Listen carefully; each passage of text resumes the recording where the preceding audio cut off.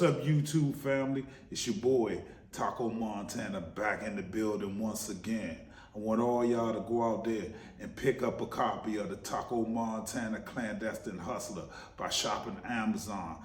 And to all the new people that's seeing this, hey, subscribe to Taco Montana TV. You heard? And also pick up this gear, this merch here at Taco Montana TV.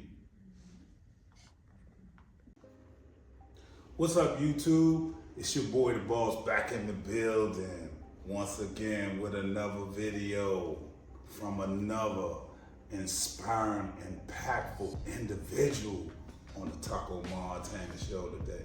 So I'm gonna give you an opportunity and a chance to get to know this person. And if you're just coming in the building and you're new to the channel, please hit the subscribe, the like, and the share. And if you're family and you've already been there, smash that like and let them know you love this video. So how you doing today? I'm well, how are you? All right, I'm doing good. So can you tell the Taco Montana viewers who you are and the schools you attended and where you're from, you know, as far as the elementary, the middle school, the high school, because we always want to make sure the youth know that education is important for them, you know, for anywhere they're trying to go in their life and their careers. Absolutely. I am Dr.Mayo-Mills and I own Valet Health, which is a concierge medicine. I do house calls and telehealth.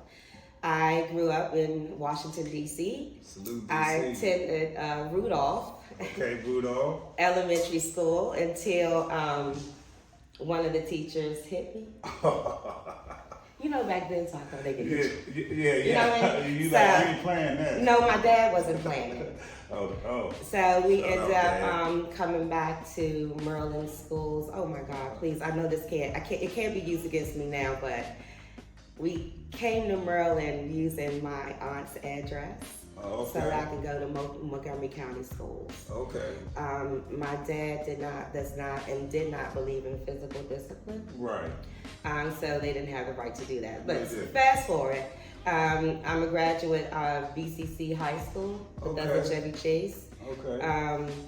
I went to Howard University for my bachelor's in science and nursing. Wow. I went to Howard University for my master's science nursing, and Coppin State for my doctoral degree. Oh, okay. You see, as you can see, she has a plethora of education for all of the youth. And all of you continue to watch her as we go on this journey. So when you were young in school, so is this someone that probably inspired you to get you to where you are today, or were you self-inspired?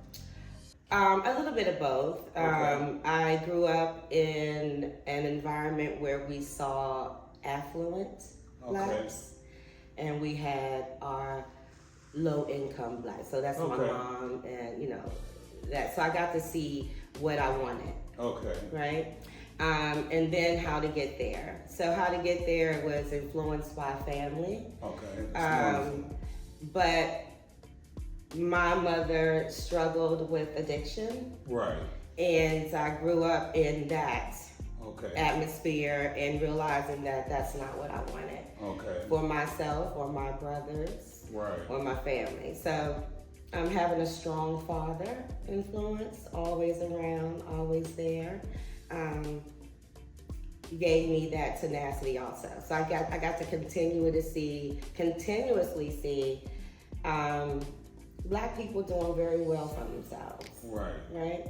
And so that's why I feel it's very important, like you said, to put it's a concept, right? Yes. But the kids have to see that it is attainable, right? And someone that looks exactly like them and been through the things exactly what they've been through. You know, if you lived in a house with someone that loves alcohol, yes. I mean, we know what it is, right? I believe I took affinity to healthcare because I really wanted to help my mother. Right. But that's, as you get older, you have to realize that, you know, they have to want to help themselves also. Right. You can't do all the work. You'll just get frustrated. But I believe that's why I wanted to start in healthcare, was really just to see what I could do for her and how to best help her. Right. But yeah, so and then I had influences like my aunts, right? Who always, so my aunt was the one that always kept me around the affluent ones. Okay.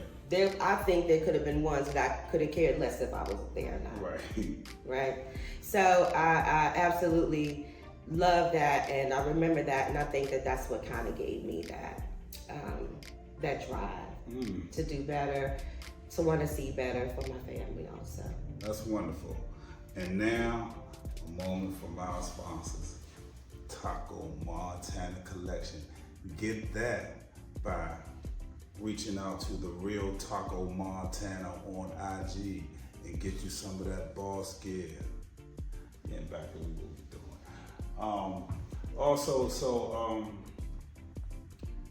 you're on your path to become a doctor. So, as you said, you were around like a lot of family members who inspired you. So, what made you want to go in that direction? Well, I don't know, I question that sometimes now because it looks different in healthcare than it did when my family was out here really practicing. It was a lot more lucrative, exactly what you're saying. right? Yes. So now you really have to love what you do and wanting to better your community. So it was a community thing too, right? You can't heal everybody, but you can be a walking example for someone. It takes that inner drive also, but I think that being around those that have a cohort of people that have the same desires as you, right? The same interests as you, can keep you on moving forward. Did I know that I was going to? Well, I started off in pre-med. Okay. I got pregnant. Okay.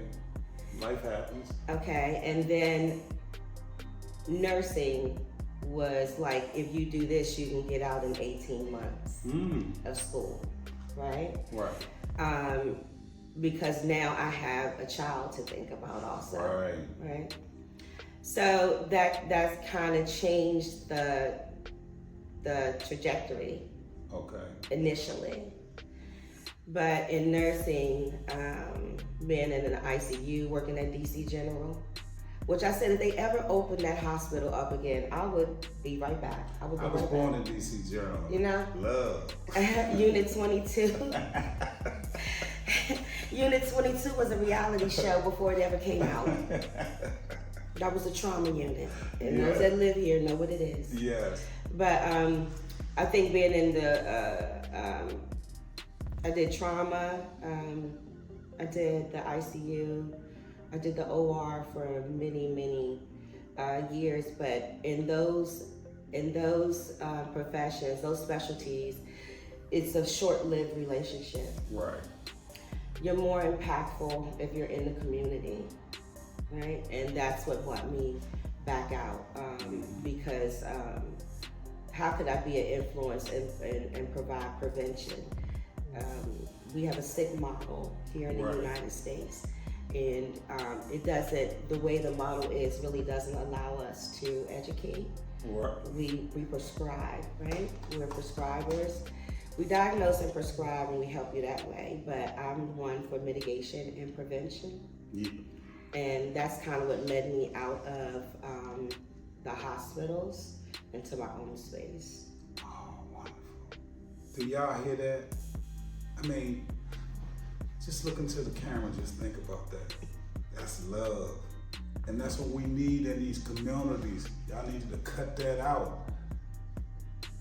And let's do things to help each other. Do you hear all that love right there? She didn't have to tell you that, or do this. And I thank her for coming out here and doing this for me. So a lot of them, you know, the youth, like when they're growing up, you know, through whatever challenges that they have within their household, what is it that kept you motivated? Because I could tell you're like me, you ambitious, you got that drive, but some of them, you know, have low self-esteem. So something you might say might help pick up their esteem so that they can be successful in life. If there's anything that you really want to do, right? Yes. You will find ways to make it happen, or people will see in you that drive. Right. Right. People will see in you. If that's what you really want to do, right? People will see that in you. People saw love and compassion in me. They saw determination in me. And that just came really because I wanted to prove people wrong. Right. Right? Because my mom was addicted to alcohol and drugs. They just knew that I would be young, pregnant, and repeating a cycle of poverty. Right. And you know, how are you so young and know this? I wasn't young. I didn't have the vocabulary to articulate the way I felt and the way I was treated, right? We read energies when we can read energies when we come around, right? You can read if somebody's for you or against you. Right. They may not say it, but their actions, their movements, those things will show that.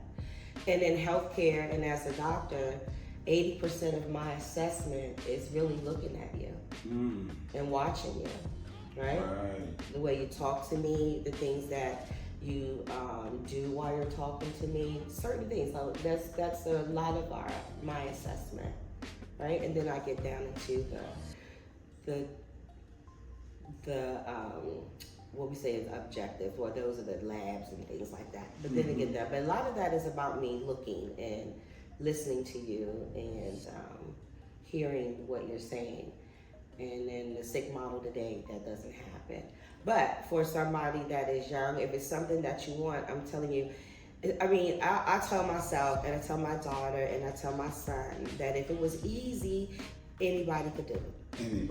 Anybody. So it's not meant to be easy, right? Exactly. It just isn't.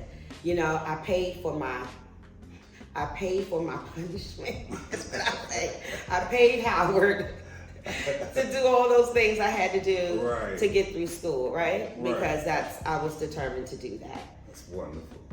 So I made a way. So as I said, I started off pre-med and then I went into nursing, but I doubled back.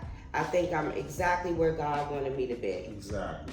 So, you know, we'll land, if it's your niche and that's what you love, you'll land exactly where you need to be, right? Yeah. I have a lot of care for others, but now I'm learning that, you know, empathy without boundaries is self-abandonment. So you got to go full circle and take care of yourself also. Oh, okay. You see? How you love to talk on Montana Show? Well, we're going to give you great information and love.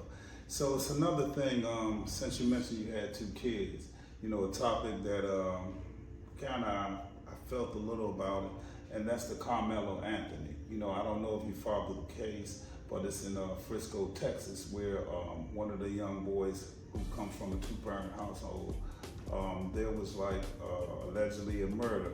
So did you get a chance to hear anything about it? No, tell me. Oh, okay, yeah. Well, like I said, he was at an event. You know, I guess and it rained or something. I don't know what type of track or field event it was, but it rained, and they were like under 10, and he had a little interaction with 2 boys, and something happened where I guess supposedly he gave a warning, and then they got into it, and then he stabbed the guy, and the guy is no longer here. So that's why I wondered if you had seen it, because it touched me, because I'm saying this little boy came from a good background, you know, mother and father, they live at home with him. He's a 3.7 student. He was just sitting under a tent avoiding the rain, and then, you know, a person comes over, and also Texas is a stand your ground state.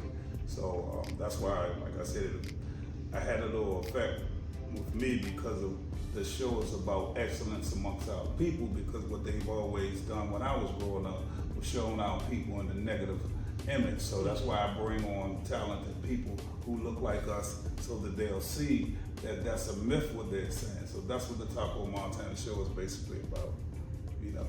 No, I think that's, choices, right? Right.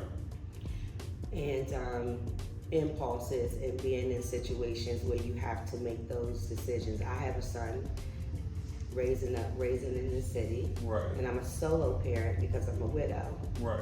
Okay, so sorry to hear that. Thank you. But we have a big support system, so he's amazing. But he's in situations where a wrong choice could be made. Right. Well, not me say a wrong choice could be made. A choice could be made that may be interpreted as not the best one. Right. Right. I have seen my son play lacrosse. Okay. I've heard them taunted. Okay. All right. And I have seen aggressions where I know he would want to react differently. Right. So, is there a time when he may feel that he is in danger and he has to protect himself? Because he's being taunted at this time, or he's being approached or attacked. Because on the field you can make it look legitimate. Exactly. Right? But when the game is over, what is that interaction like? Right. So, we have to make sure that they're around good influences. Exactly. That you just imprinting them. Please breathe, please, before you make a decision. And I know that may be hard in some moments to do that, but that has to happen, right? We have to teach that. So long as you're teaching it, you're giving them all the tools that they need to make the best decision. I'm going to support whatever decision he makes in that moment, and I'm going to ride with him. That's right. So that situation that happened with that young man, yes, it is unfortunate, but I have personally been in situations where that could have happened. That same thing could have happened. And in those moments, I would have rolled with those young men. They would have my 100% support. Right. So, if he felt his life was in danger and he had to defend himself, that's what happens. He defended himself. There you have it. And you see, from a mom, and as we're saying, we're not going to decide what the court system is going to do, but from a mom, who has a son, and we have to watch out for our children because they're very vulnerable. Although they think they're young adults, but they still need protection and guidance from the parents. So I want to get into something else that you're doing. I guess you're probably like the doctor, I guess the Dr. Drip. What is that about? Tell us a little about that. My business? Yes, your business. Okay, we want to know about that because they're going to be entrepreneurs. We want to get in business too. Okay, so my business, I started this business because I do concierge medicine, and concierge is that I do house calls and I do telehealth. And I wanted to break away from the sick model. And let me tell you what moved me and really pushed me in this direction. And I didn't know what to do. There's not too many concierge, nurse practitioner, doctors out here in DC. There's not a big model for that right there, right? So I didn't have a template before me for that someone else has done this. But I work in Anacostia, down by the big chair, And so I'm dealing with a lot of my people, right? And I love, like I said, I love education, I love prevention, I love mitigation. We started a program for heroin treatment. Okay. Addiction treatment. And this medication that the patient had to take, they had to be withdrawing, okay? Or it wouldn't be as effective. Right. So what they were doing was having the patients come in the office and withdraw. Okay. And I just thought that was inhumane. To have them sitting outside in a waiting room, uncomfortable, nose running, shaky, nausea. And they, and they're making these efforts to start doing things that are more healthier for themselves and more positive for themselves. And we would have them sitting outside in a waiting area. Like, we wouldn't take up a room because we need these patients to get in and out of here, right? I'm just being very honest, the way it looks. Exactly. So they did do an induction where they could do it via telehealth once that, but telehealth is not lucrative before COVID. Right. The reimbursement was very low. So what's the incentive for me doing that?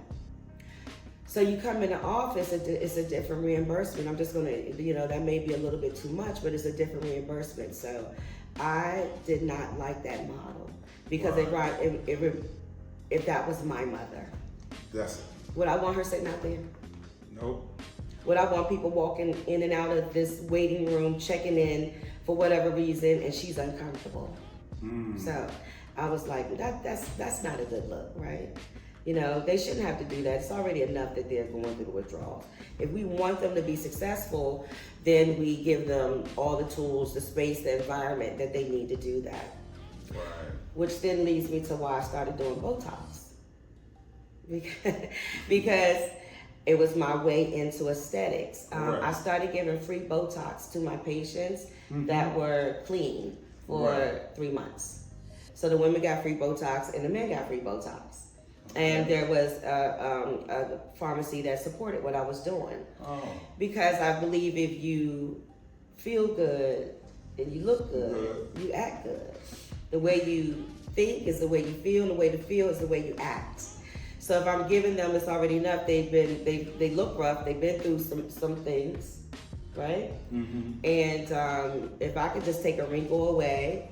And then it was research that Botox helps with depression.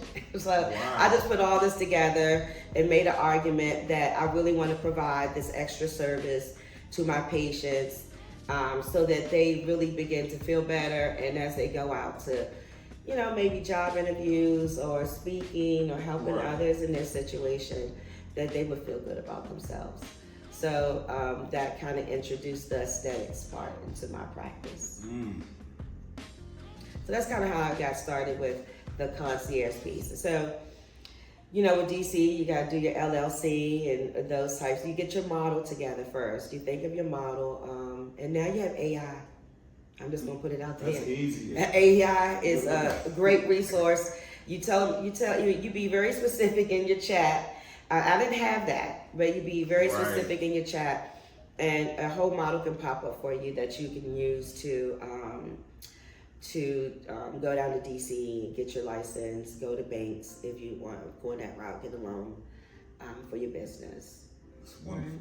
Yes. And you see, we've given you nothing but game so that you, as the youth and adults, can be empowered and inspired.